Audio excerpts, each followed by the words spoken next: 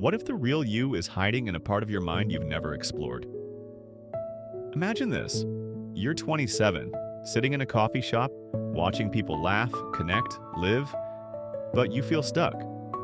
You've got a good job, friends, but something's off. You're not unhappy, but you're not you. Then you hear about Carl Jung, a 20th century Swiss psychiatrist who believed the key to a fulfilling life lies in a place you can't see: your unconscious mind. Today, we're diving into Jung's groundbreaking ideas, how your mind's hidden navigation system shapes who you are, why you do what you do, and how to unlock your true self. Ever felt like there's a deeper you waiting to be found? Let's take this journey together. Let's start with Jung's life.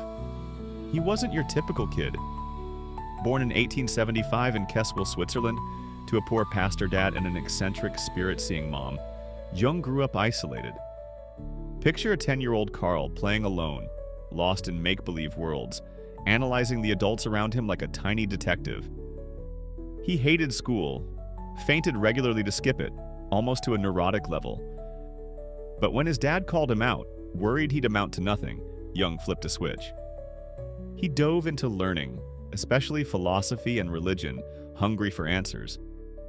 Ever known someone who seemed lost then suddenly found their fire? By his 20s, Jung knew he didn't want his family's religious path.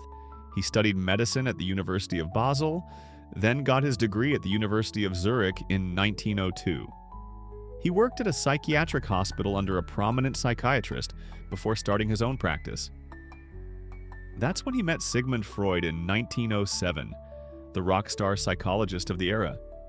They hit it off, talking for 13 hours straight at their first meeting. They traveled, lectured, even analyzed each other's dreams. But their bond wasn't equal. Freud, older and more famous, treated Jung like a son or student. Ever had a mentor who didn't quite let you shine? Here's where it gets messy. Jung and Freud started clashing. Freud saw the mind as a machine of repressed desires, mostly tied to basic instincts.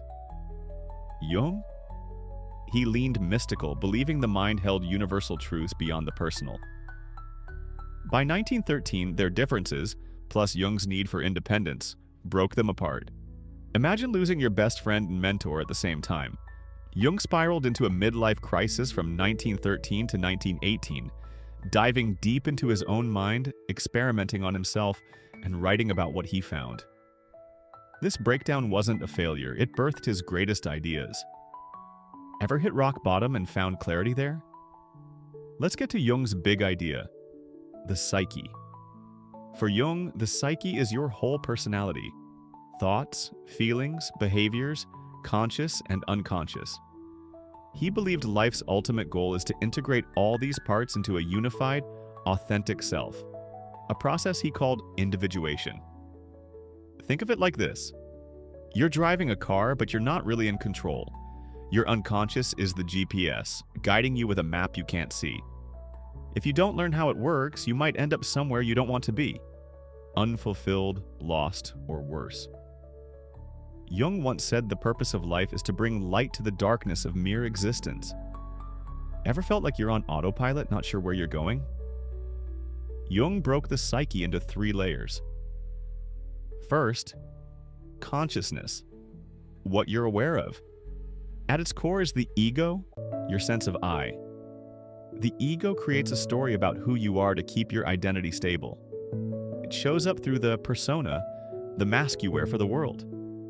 You're 25 at a job interview, smiling, acting confident, even if you're a mess inside. That's your persona, what your ego thinks the world wants. But it's not the real you. Ever worn a mask so long you forgot what's underneath? Here's where Jung gets wild.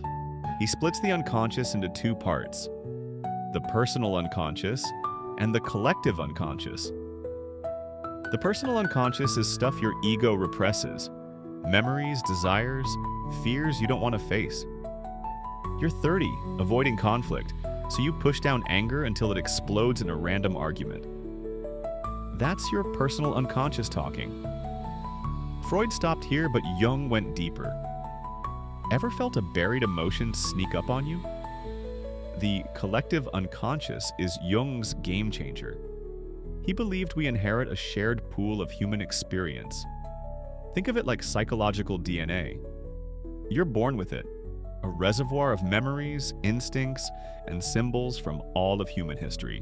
Jung saw proof in his patients noticing the same symbols, like a wise old man or a trickster, popping up in people's dreams across cultures, even when they'd never met. He called these archetypes. Universal patterns that shape how we think and feel. Ever had a dream that felt ancient, like it wasn't just yours? Let's paint a picture. You're 28, dreaming of a shadowy figure chasing you. That's the shadow archetype. Everything your ego rejects, like your anger, shame, or hidden desires. Jung said the shadow isn't evil, it's just what you don't want to see. Inside the shadow, there's the anima, feminine traits in men, and animus, masculine traits in women. You're a guy suppressing your sensitivity because men don't cry. That's your anima buried. Jung said ignoring these parts keeps you from being whole. Ever felt like you're hiding a piece of yourself? At the center of it all is the self, your true, authentic you. Not the ego story, not the persona's mask, but who you really are. Your desires, fears, potential, all integrated.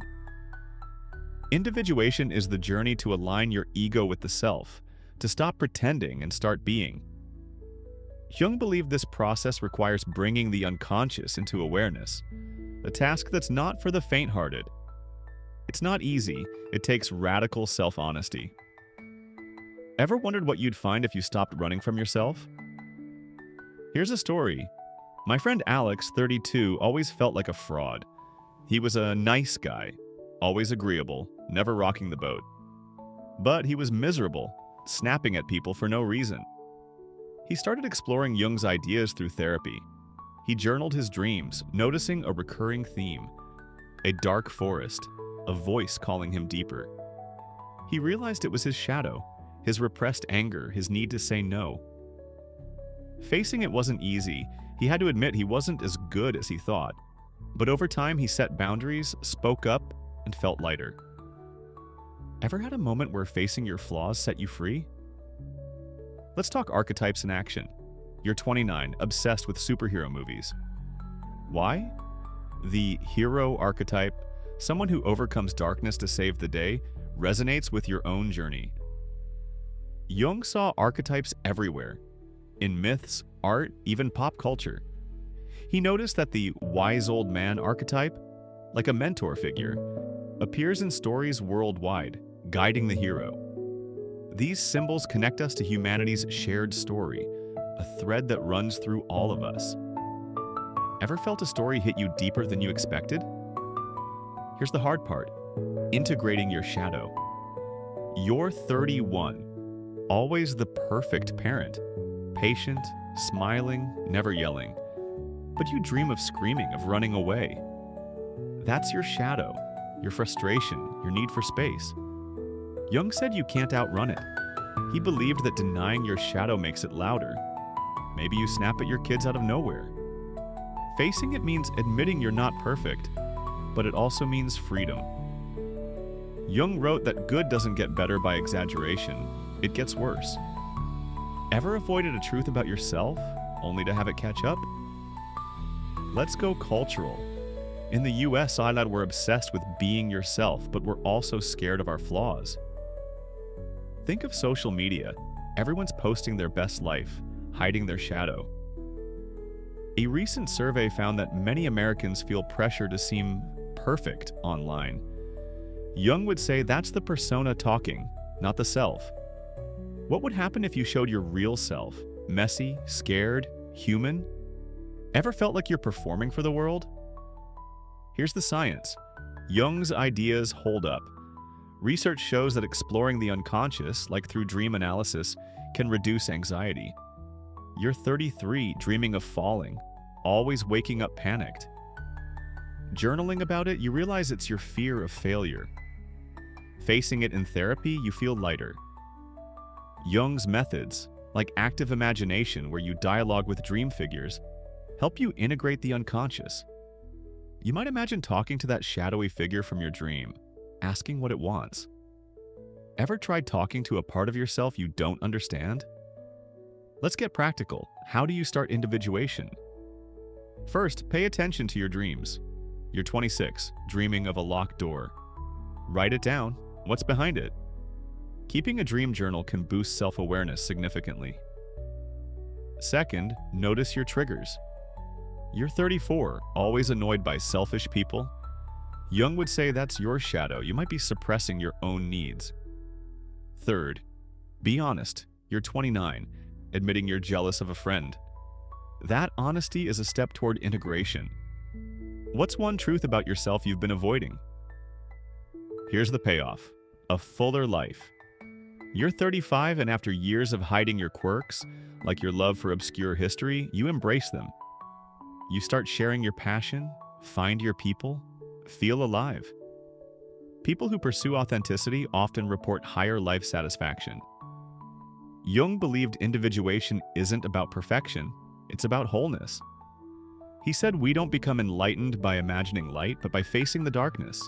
Ever felt more alive after accepting a hard truth? Let's zoom out. Jung's ideas resonate today. In a world of filters and facades, his call for authenticity feels urgent. You're 28, scrolling social media, feeling like you're not enough. Jung would say, stop comparing your persona to others. Look inward, face your shadow, find yourself. His work inspired modern psychology. Think personality tests that pull from his archetypes. What would your life look like if you lived as your true self, not the world's version of you? If Jung's ideas sparked something in you, if they made you curious about your own mind, don't stop here. Like this video, share it with a friend who's searching too, and subscribe for more. Start exploring your unconscious. What's one dream or feeling you'll reflect on today? Drop it in the comments. I can't wait to hear. Let's keep uncovering the real you, one step at a time. Thanks for watching, and I'll see you next time.